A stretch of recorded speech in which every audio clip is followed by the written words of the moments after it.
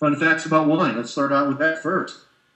The United States is fourth in the world for wine production, behind France, which is number one, Italy, and Spain. And I think we're probably climbing up that ladder. California is the top wine producing state, followed by Washington State, Oregon, and New York. I don't know where Pennsylvania fits, but it's probably up there in the, maybe the top 10 or top 20. All 50 states in the U.S. have wineries. That includes Hawaii and Alaska as well. So there's lots of wineries to go around, lots of wine to go around. California itself has about 850 wineries, and that means there's about close to 5,000 wineries total in the U.S. So lots of wine for those of us that enjoy a bottle now and again.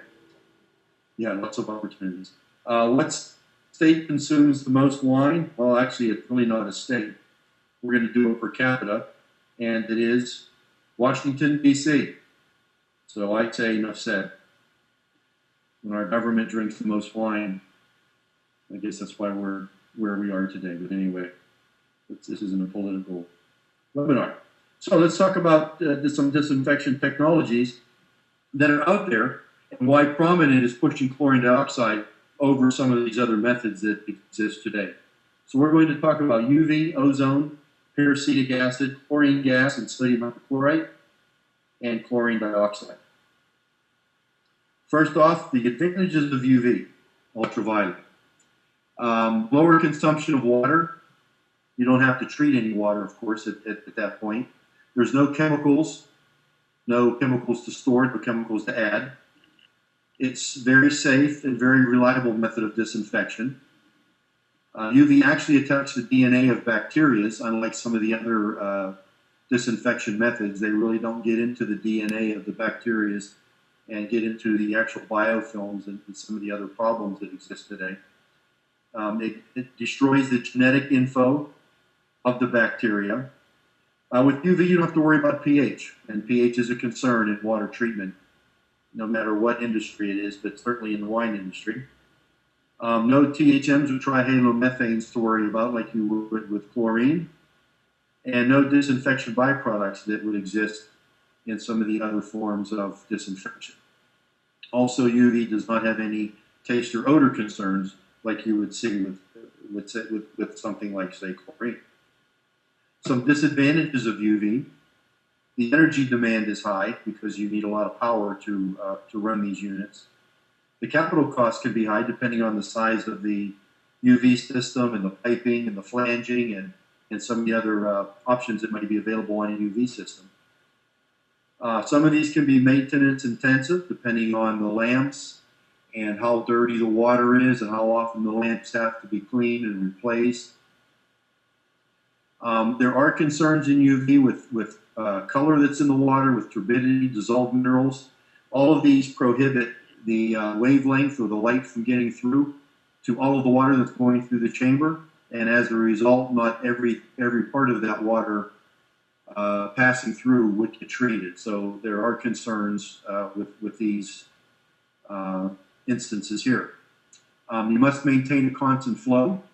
Otherwise, the lamp will overheat and burn out, and it could cause some other problems as well.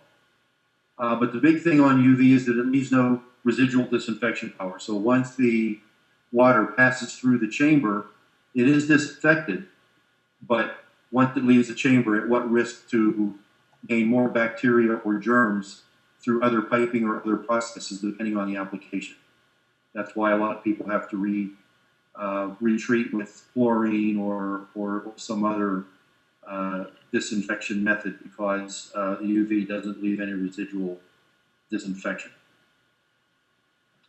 For ozone, it's the strongest disinfectant that is safe to use in what we refer to as wastewater treatment because it decomposes into oxygen. It has to be generated on site. There are no taste or odor problems or concerns with ozone like there are with, say, chlorine. And it does a great job, the best job actually, of killing bacteria, germs, and biofilms. And it is chemical free because it just reverts back into oxygen. Some disadvantages. You need a generator, and those capital costs can be high, sometimes extremely high, depending on the size of the system and the type of system you're using, whether it's an air-based induction system or an oxygen-based system. The energy demand is high. Some of these generators take up three-phase 440 volts. That can be expensive over a long period of time. If you're pulling in outside air, temperature, humidity, and pressure can be a factor, so those have to be taken into consideration. The half-life of ozone is only about 20 minutes. So once the 20 minutes are up, the ozone is reverted to oxygen, and there's no more ozone left. So that's a concern as well. The ozone can break down organic components. So no matter if you want to keep the organic components around or not, ozone is going to break them down. And as I mentioned earlier, it has a short residual disinfectant power. Although it's a very powerful disinfectant, it does not last for, say, hours or days like chlorine or chlorine dioxide would. So if you're using it to disinfect vegetables or grapes or anything like that, it's after about 20 minutes, there's nothing left to do any disinfection. Peracetic acid, which is a mixture of acetic acid and hydrogen peroxide. It's a very strong disinfectant, not as strong as ozone, but comparable to maybe a chlorine dioxide. It does a good job of penetrating bacteria membranes, so things like biofilm and E. coli and maybe some staph. It would definitely knock those out of contention. Widely used in the food and beverage market. It's probably one of the choice disinfectants for that market as opposed to chlorine. And basically, it's minimal equipment capital cost because basically all you're using to feed and analyze it are metering pumps and some maybe low-cost analyzers, because you can use ORP to measure it, or you can go a little bit more and use a prominent PAA probe with our analyzers and actually measure PAA instead of just measuring ORP or redox and measuring anything else that's in the water as well. So minimal equipment cost. Some of the disadvantages, though, peracetic acid is pH and temperature dependent. Since it's an acid, it can be very corrosive to the piping system and other parts of an application. Peracetic acid is very expensive compared to others, such as bromine or chlorine. It has a very strong odor. It kind of smells a lot like a vinegar-type smell. And you have to store it on site. So you either have to buy 55-gallon drums, 300-gallon totes, or larger bulk tanks. So it's something that does have to be stored, where with UV and ozone, of course, you have no storage of really of anything except for the actual equipment used to generate ozone or doing the disinfection like UV. But chlorine is something that we contend with on a daily basis at Prominent for water and wastewater treatment. And we see this as the biggest competitor to chlorine dioxide than any of the other ones. So chlorine advantages, it does come in different forms such as gas, solid, and liquid. It is the most widely used disinfectant, not only in the US, but probably worldwide.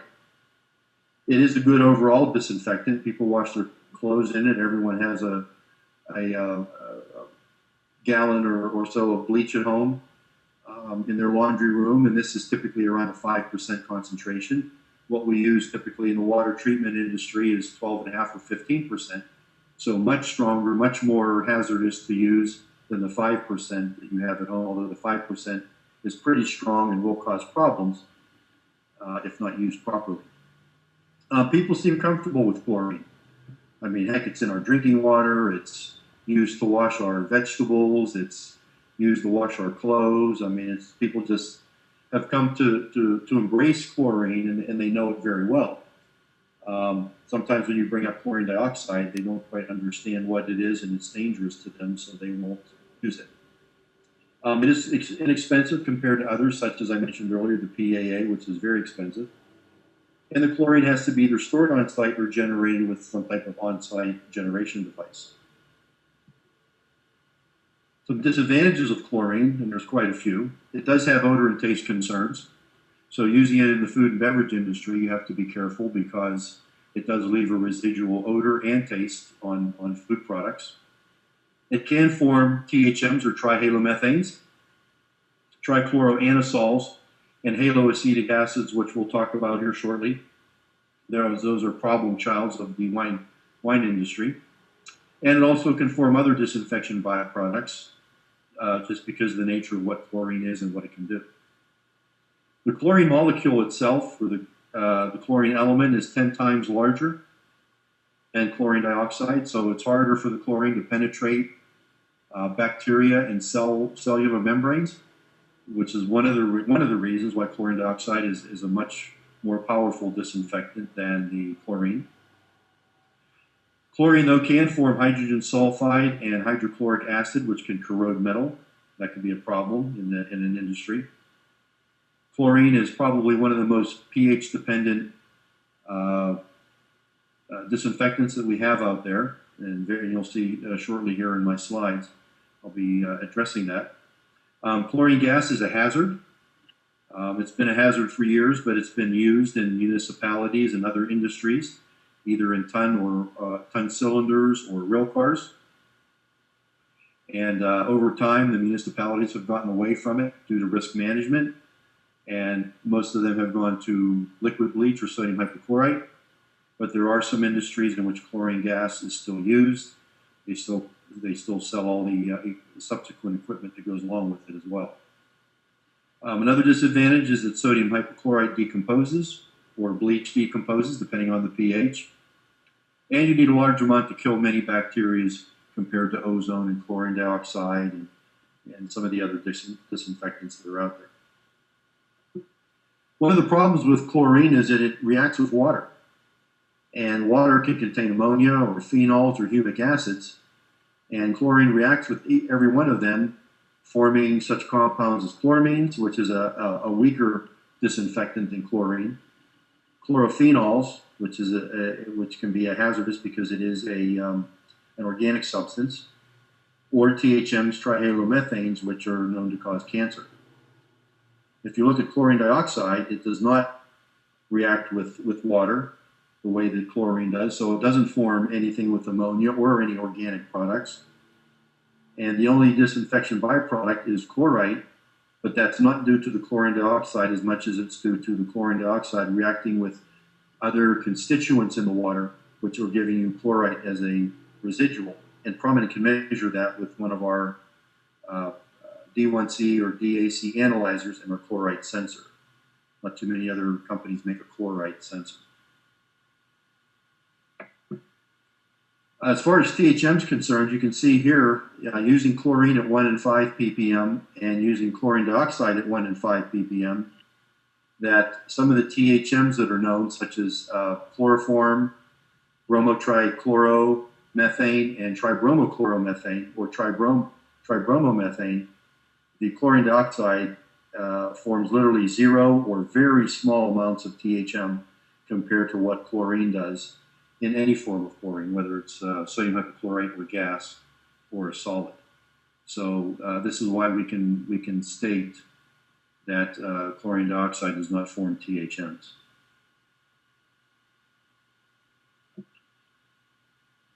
So chlorine gas forms hypochlorous acid.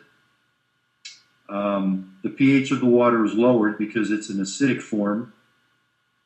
The HOCl is acidic, lowers the pH of the water.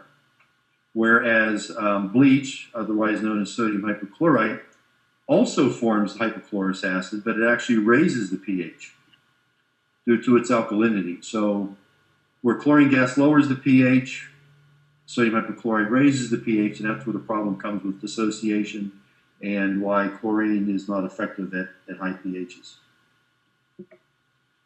So about 7.5, the HOCl, which we'll call the good chlorine, actually the HOCl was the part that does most of the disinfection, and it is actually a decent disinfectant. But above a pH of 7.5, it decomposes to the hypochlorite ion, which is ClO or OCl, and it starts to reduce the disinfection power. You'll see here shortly in a slide that at too high of a pH, it has virtually 0 disinfection power. So these are the 3 sources of chlorine we talked about: the gas, the liquid, which is the sodium hypochlorite, and the solid, which is calcium hypochlorite. you can see that they all, when mixed with water, the initial reaction gives you HOCl, which I mentioned is the good chlorine. But then as the pH rises in something like the sodium hypochlorite, that it dissociates to OCl, which we'll call the bad chlorine, because it really doesn't have a very strong disinfection power compared to the HOCl.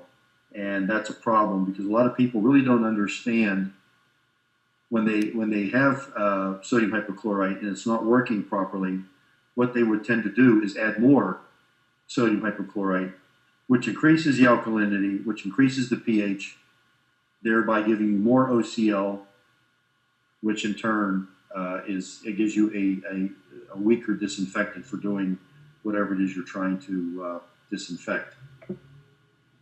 So the ClO ion compared to the HOCl is much bigger, and there's less of a chance of that entering the cellular membrane of a microorganism such as biofilm.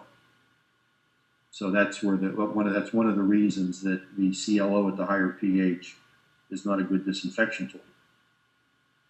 This slide shows you that chlorine really drops off after 7.5 and 8 pH. That is, the HOCl drops off and you're left with OCl, which doesn't do much at all. Bromine, on the other hand, if you use bromine, it has a higher tolerance for pH, so it takes about 9.5 until that drops off. But if you look at chlorine dioxide, which is up around 100% active, pH has no concerns. Whether it's low or high, chlorine dioxide is always disinfecting at the strength it can at any pH. This slide is a chlorine dissociation curve. You'll find this in most water treatment handbooks. But you can see on the left of the slide the HOCl, which has the majority of the chlorine disinfection power, or the good chlorine. But when you start getting above pH, and we talked about this, above 7.5, maybe 8, that drops off and OCl is formed.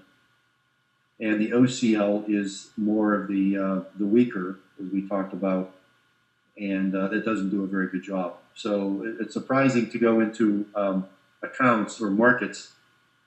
It could be a rendering plant, a municipality, a winery, a salad producer that's using sodium hypochlorite to treat their products, and you find out that their pH of their water is around 9. And trying to explain to them that at that pH, the chlorine is not working. You might as well just take it out and put something else in because it's not effective at all. Chlorine dioxide, on the other hand, even though it has chlorine in the name, is not chlorine. It does not have pH dependency. It leaves no taste or odor concerns. It leaves a residual for days. In fact, it leaves a better residual than chlorine, which is why it's used a lot in salad packaging and washing of vegetables, because it may last another day or two longer than chlorine. And if you're a farmer or a salad producer, you would want your vegetables and salads to stay a lot longer on the shelf than the competition. It does not form THMs or other disinfection byproducts. It does a great job of penetrating the bacterial walls and destroys the membranes of some of these bacteria, as well as biofilms. It does not chlorinate, and we can't say that enough to people when we're going around doing seminars about chlorine dioxide, that it does not chlorinate and it does not react with water. So what are some of the concerns facing the wineries today? Well, it's a group of organics called haloanesols or methoxybenzenes. And a couple of these culprits are TCP, trichlorophenol, or TCA, trichloroanisole. These are directly traced to chlorine or chlorine compounds. They are not naturally occurring. And these compounds cause must and mold, or also known as cork taint. And they cause the loss of fruit intensity and aroma. Now, if you're somebody that drinks wine but doesn't care about the fruit intensity or aroma, then I say have at it.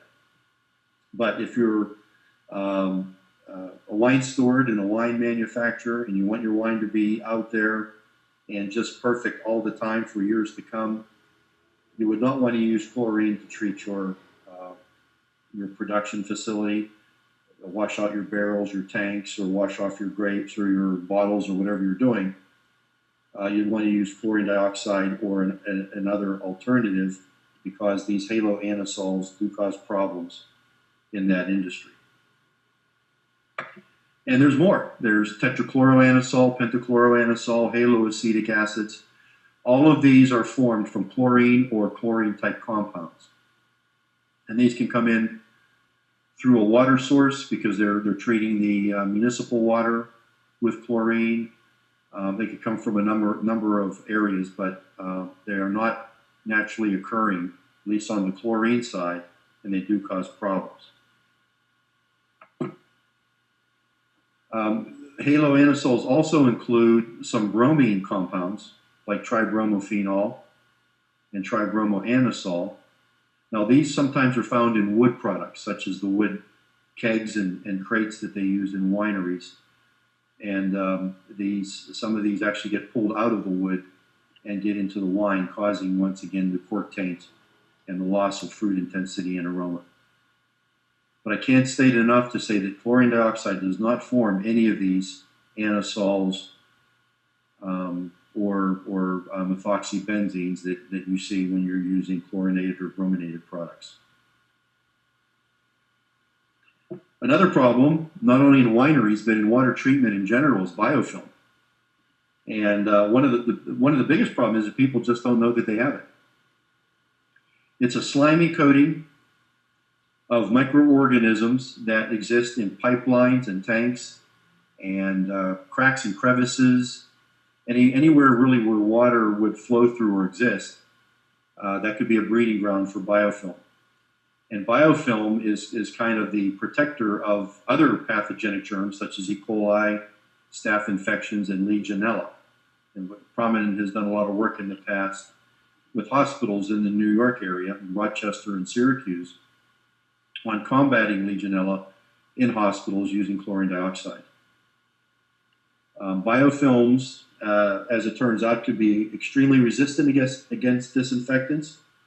There are many methods used to combat this, such as chlorine, chloramines, bromine, copper-silver ionization, steam, hot water. They use a lot of different things, and including ozone, but one of the best is chlorine dioxide, because it actually penetrates the wall of the membrane and destroys the biofilm as it exists.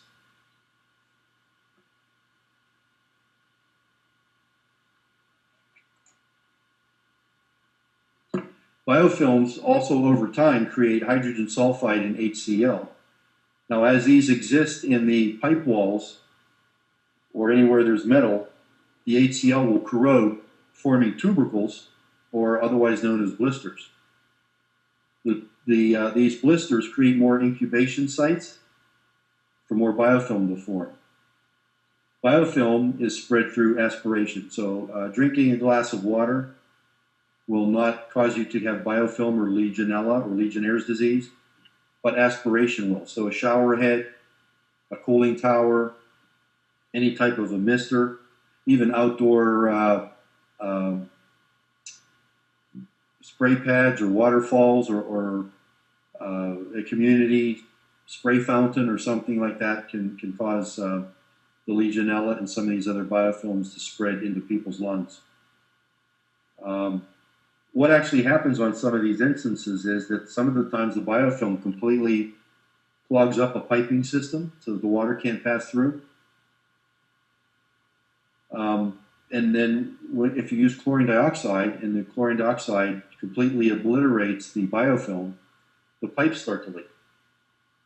And then we get a call from our customers saying, well, hey, you know, your chlorine dioxide is eroding my piping system and it's leaking. Well, that's not true. What's actually happening is the biofilm is forming these blisters and actually putting holes in the piping system, but the biofilm is so thick that it's actually become a part of the pipe and the water's passing right by it.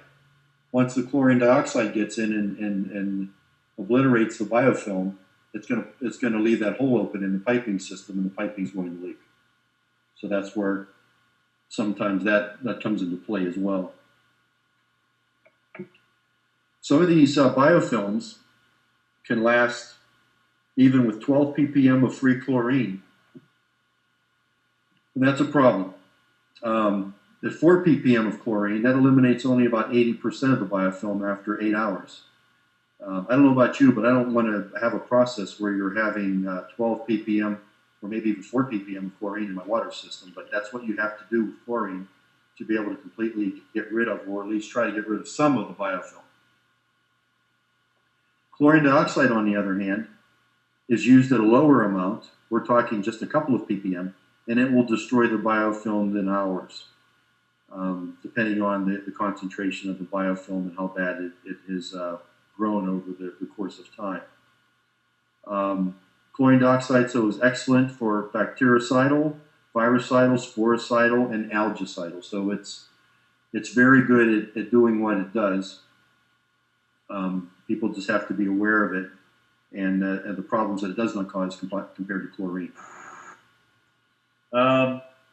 Here we have another question come in. What size wineries would be ideal to target?